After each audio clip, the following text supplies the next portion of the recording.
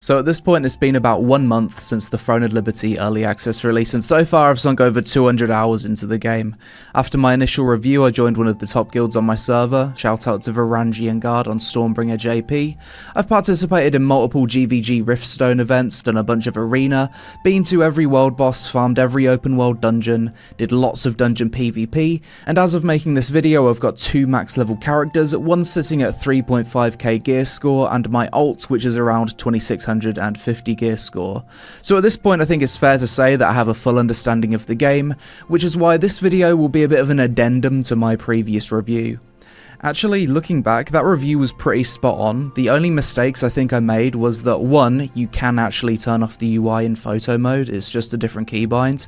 2, I completely oversold the character creator and said it has all the sliders, when in fact it's missing the most important one, the boob slider, which was removed to appease a global audience.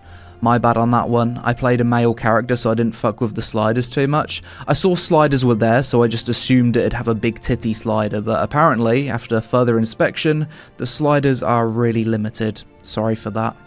And 3, my complaint about solo farming being annoying with all the circles going off became a non-issue with better gear and whilst group farming. Other than that, in hindsight, I think it was a good review, but there's a few things that I didn't mention that I want to discuss in this video, as well as a few more issues I found with the game's combat that I also want to highlight.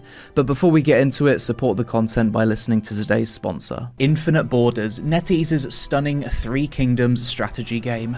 With over 10 million downloads and constantly ranking among the top mobile games globally, Infinite Borders offers an immersive experience like no other.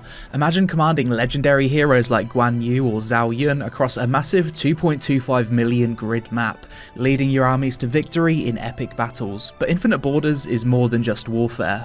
Build and manage your own city, implement strategic policies, and forge alliances to dominate the land.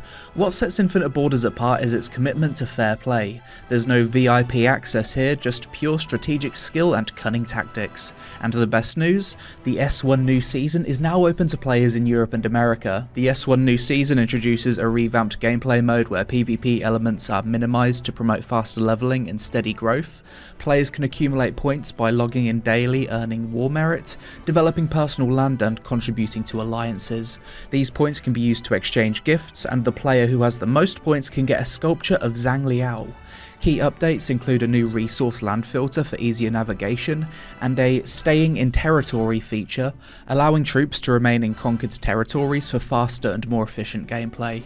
Join millions of players worldwide and experience the depth and excitement of Infinite Borders. Download the game today and begin your conquest. So obviously, if I've put over 200 hours into a game within a month, it means that overall I'm enjoying the game. But I'm enjoying Throne despite its numerous issues, of which there are many. If the devs can fix all of the issues I'm going to mention in this video, then I think Throne would be a very good MMORPG. I guess part of the reason I'm continuing to play is in hopes that the game does improve. I'll provide my feedback, give the devs a chance to cook, and see what happens. Odds are this feedback will fall on deaf ears though, so I do encourage other content creators to make their own version of this vid, title it something like 10 things Throne of Liberty needs to improve, or something, I don't know. But before we get into the negatives, let's start by discussing the positive experiences I've had with Throne since my initial review. First of all, I got to experience riding the giant sky whale with hundreds of other players. I had to do this a few times as taking it was the only way to unlock the Saradoma Island waypoint. I made a Twitter post about it at the time, but it was so epic seeing hundreds of players come together and hang out whilst chatting for the 20 or so minute journey. Unfortunately, as Saradoma Island had only just unlocked, about 70% of us mistimed the jump and we fell to our death without getting the waypoint.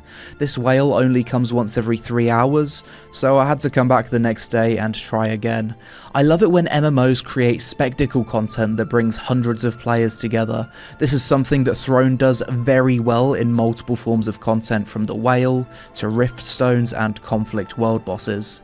Speaking of conflict world bosses, these can sometimes get absolutely crazy, with multiple guild alliances all fighting each other, literally hundreds of players fighting over a boss. The spectacle of it is incredibly cool, cool, but it definitely has a lot of issues, which I'll discuss later. So far though, my favourite content of all has been the guild vs guild Riftstone fights. The maximum size of these are 70 vs 70, assuming that everyone from both guilds is online, so you don't suffer from the issue of zergs like you do with the open world conflicts content.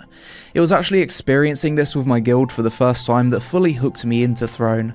I've always been a large scale PvP enjoyer for the spectacle, and there's something epic about listening to your shot caller shout commands as two armies clash. The fantasy of being a soldier in an army and going to battle is one of the biggest reasons why I play MMORPGs. On the smaller scale side of things, I've also had a lot of fun going into open world dungeons alone at night time and just fighting with anyone I see. Sometimes I get absolutely wrecked, and other times I get some pretty cool 1vx fights. This is another feature of Throne that Ashes of Creation is supposed to have. I think Throne takes a nice balanced approach to it though, with PvP only being enabled 20% of the time, only when it's nighttime. So with the positives out of the way, let's talk about the additional negatives and potential issues I see for the game going forward now that the honeymoon phase is over. Let's talk endgame. There's really not a whole lot of content for small guilds of say 20 to 40 players. You've got your daily guild bosses, but that's about it. Perhaps some Riftstones and Boonstones should have a hard cap of say 20 to 30 players to allow smaller guilds to stand a chance, or just design some new content catering to this smaller group size, because at the moment you've got super small scale arena or full on large scale with nothing in between. Another issue I can foresee, which is already starting to be a problem, is guild mega alliances killing servers. Even though the official guild alliance limit is set to 4 guild alliances, many guilds are getting around this limit by marking additional allies as hostile. The instruction is then given to only attack white and pink nameplates. You're not supposed to attack the orange hostile marked players.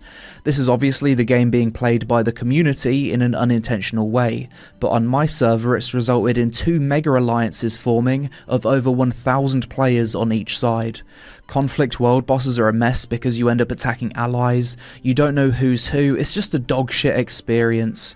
A problem that's been created by the community by deciding to create large zergs, or feeling like they have no choice but to join a zerg alliance to get loot.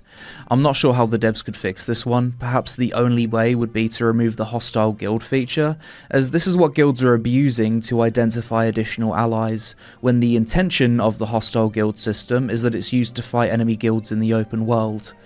Me and Cannon discussed this issue on his recent podcast, and we couldn't really think of any good suggestions. Either way, I think the devs need to do something to ensure that players can't find any sneaky ways to go beyond the 4 guild alliance cap. The game just stops working, and fights aren't even fun when it's devolved into who has the biggest zerg. And finally, botting. Lots of bots have started to pop up. Some of them are in top guilds, botting for guild rank. The Chinese guilds on my server, called What and WD, are notorious for this. They need to be permabanned ASAP. Next, I'm just going to list everything wrong with the combat in Throne, because there's even more stupid design that I've discovered since my previous review. Number 1, you cannot make raid groups in Throne. Despite being a large-scale PvP game, you're limited to 6 player groups without the option to combine those groups into a raid. This makes it very difficult for healers to target heal players out of their party, as they need to manually click people or use astral vision, and shot callers also can't get a good overview of the health of their guild during battle. Number 2, the range at which you're tab targeting targets is way too short. When you enter the PvP arena, for example, you need to click target your enemies out of the gate because they're too far away for you to tab target. Number 3, if you enter the PvP arena with 20% health, you're not automatically healed to full. You'll start the arena match with that level of health. What the fuck?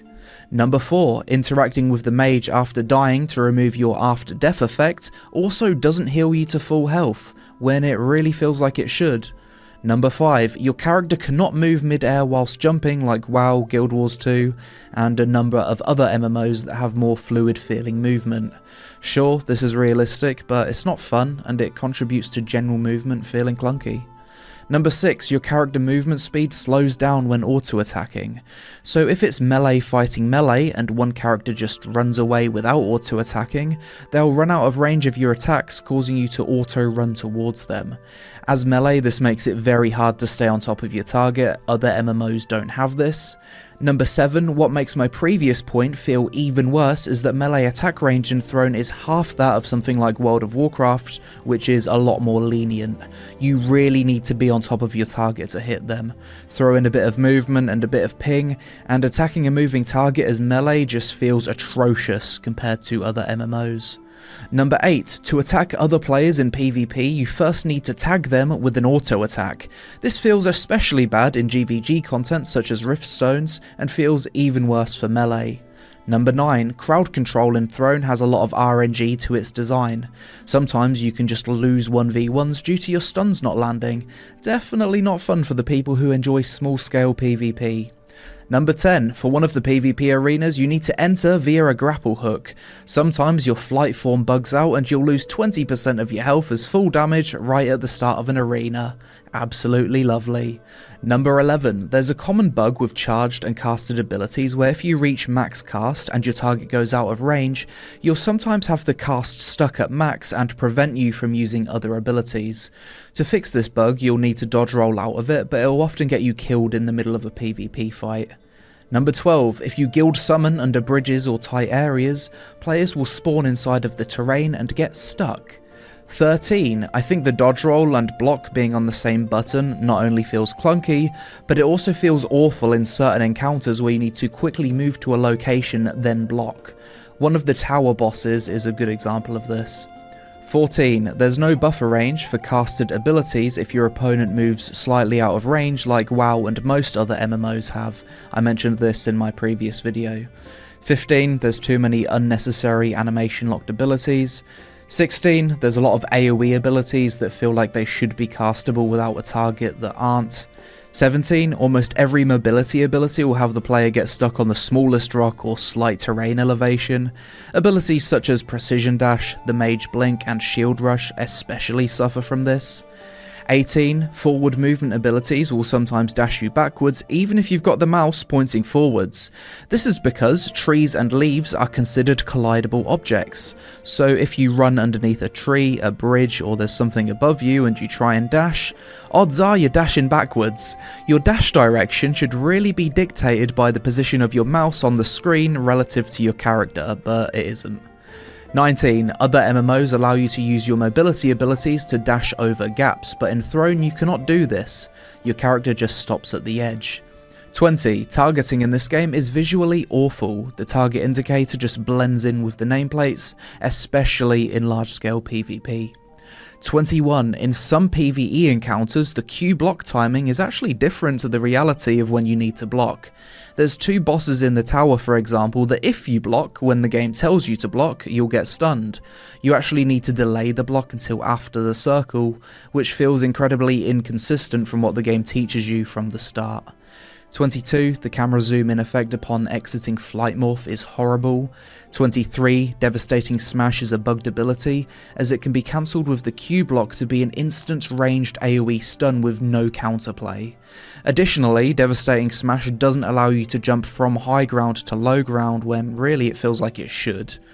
24. Flash Wave and Tornado sometimes don't follow the contour of the terrain, causing it to miss targets above and below. 25. The grapple hook feels inconsistent, clunky and locks you in animation, yet it's implemented in so many encounters. 26. General movement throughout the world in Travel Morph is buggy at times, especially in bumpy terrain. You'll get stuck on pixels, get desynced back and forth, and it's hard to tell what rocks you can and cannot jump on. Silus's Abyss, 6th floor, is a good example of a place with shit terrain that you'll always desync on. And 27. There's no option to RP walk in Throne. Why? Every MMO allows you to RP walk except this game. Let me walk, damn it. Overall, Throne of Liberty is a game that I really want to see improve. There's things this game does that I absolutely love, such as the open world, the massively multiplayer spectacle moments, and the giant open world dungeons, but there's also some things that I absolutely hate, such as the long list of things I mentioned earlier. Like I said, it'd be cool to see other content creators make feedback videos like this to hopefully get through to the devs and improve the game. Also, leave your comments below this video on things that you would like to see improved too. Hope you enjoyed the vid. If you did, then please help us out with a like for the algorithm. Social media on screen. Thanks for watching, and I'll see you in the next one.